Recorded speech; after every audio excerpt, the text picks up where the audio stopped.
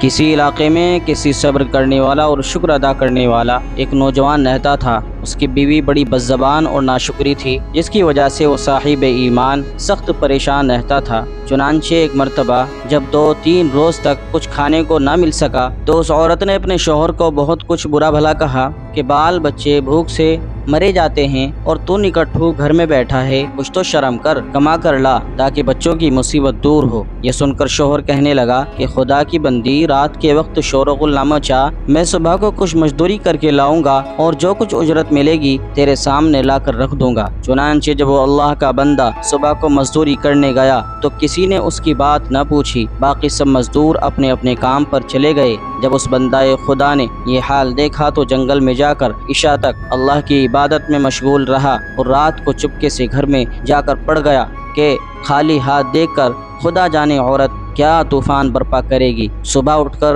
پھر کہیں سے مزدوری لاؤں گا۔ رات کو جب عورت کی آنکھ کھلی تو کہنے لگی کہ میاں جی اب تک کہاں تھے اور کیا کما کر لائے ہو؟ اس نے جواب دیا، میں نے جس کی مزدوری کی ہے وہ ذات بڑی رحیم و کریم ہے، اس نے کل کو مزدوری دینے کا وعدہ کیا ہے۔ اس پر عورت نے جھنجھلا کر کہا، ہمارے بال بچے تو بھوک سے مرے جاتے ہیں اور آپ وعدے پر وعدہ کرتے پھرتے ہو۔ پھر صبح کو وہ شخص مزدوری کے لیے گیا، مگر خدا کی شان دیکھیے، پھر بھی اس کو کسی نے نہ پوچھا اور وہ مجبور ہو کر اسی مقام پر یعنی جنگل میں اپنے اللہ کی عبادت اور گریہ وزاری میں عشاء تک مصروف رہا، لگا رہا۔ بڑی رات گئے، جب ڈرتے ڈرتے گھر میں گیا تو وہ عورت کہنے لگی کہ 2 دنوں کی مزدوری لائے ہو؟ اس بیچارے نے گھبرا کر کہا، آقا نے کل 3 دن کی مزدوری دینے کا وعدہ کیا ہے۔ یہ سن کر عورت آگ بگولا ہو کر کہنے لگی کہ اپنا بھلا چاہتے ہو تو صبح 3 دن کی مزدوری لے کر آؤ، ورنہ یہاں پر منہ نہ دکھانا۔ صبح کو اس عورت نے ایک تھیلی اس مرد کے حوالے کر کے کہا کہ 3 دن کی مزدوری اس میں لے آنا اور خبردار خالی ہاتھ گھر میں نہ آنا۔ یہ سن کر اس بندہ خدا کی نظر عالم اسباب سے ہٹ کر اللہ کی طرف جا پڑی اور اسی وقت سیدھا جنگل میں جا کر اللہ کی عبادت میں لگ گیا اور بہت رات گئے۔ عورت کے خوف سے اس تھیلی میں ریت بھر لایا کہ رات اس حیلے سے گزر جائے گی اور عورت کے نخروں کی آفت سے بچ جاؤں گا۔ مگر جس وقت گھر کے دروازے پر پہنچے تو عورت کا ڈر اس قدر غالب ہوا کہ خدا جانے آج کیا آفت برپا کرے گی، اس لیے اس نے تھیلی ڈال کر واپسی کا ارادہ کر لیا۔ مگر اچانک گھر میں سے ایسی خوشبو آئی جس نے دل و دماغ کو معطر کر دیا اور وہ عورت خوش ہوتی ہوئی گھر سے نکل آئی۔ اس خدا کے بندے نے اس سے دریافت کیا کہ یہ کیا معاملہ ہے۔ کہنے لگی کہ اندر چل کر اس کی حقیقت سنو اور خدا کا شکر ادا کرو، یقیناً تم سچ کہتے تھے اور تمہارا مزدوری دینے والا بھی سچا ہے۔ واقعہ یہ ہے کہ میں بچوں کے کھانے پینے کی فکر میں مدہوش بیٹھی تھی، اچانک کسی نے دروازے پر دستک دی۔ میں نے جا کر دیکھا کہ ایک سبز پوش سوار دروازے پر کھڑا کہہ رہا ہے، لے اپنے شوہر کی مزدوری، 3 دن کی مزدوری لے لے اور اب اس کو تکلیف نہ دینا، پریشان نہ کرنا اور اس سے کہہ دینا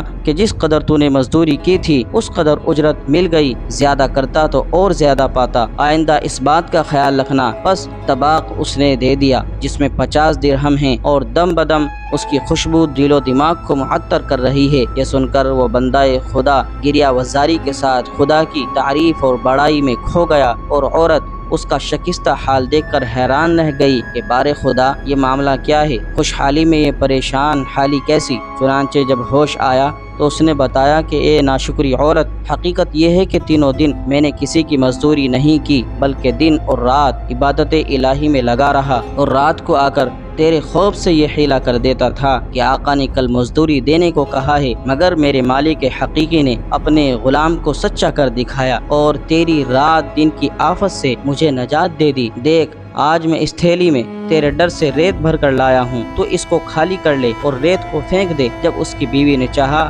کہ تھیلی خالی کرے تو دیکھتی ہے کہ وہ تھیلی تو ایسے زر و جواہرات سے پر ہے جن سے تمام گھر روشن ہو رہا ہے۔ یہ حال دیکھ کر اس نیک آدمی نے اپنی تمام عمر خدا کی شکر گزاری میں گزاری۔ دوستو، جو بندہ اپنے خدا پر بھروسہ کر کے اس کی اطاعت اور فرما برداری میں مصروف رہتا ہے، اسی طرح اللہ تعالیٰ غیب سے اس کی مدد کرتا ہے۔ اللہ تعالیٰ ہم سب کو بھی اس واقعے سے سبق حاصل کر کے اس پر عمل کرنے کی توفیق عطا فرمائے، آمین یا رب العالمین۔ دوستو، اگر آپ کو یہ واقعہ پسند آیا ہو تو ویڈیو کو لائک کیجئے، چینل کو سبسکرائب کیجئے اور بیل آئیکن ضرور دبائیں تاکہ ہمارا اگلا واقعہ سب سے پہلے آپ تک پہنچے۔ جزاک اللہ، شکریہ۔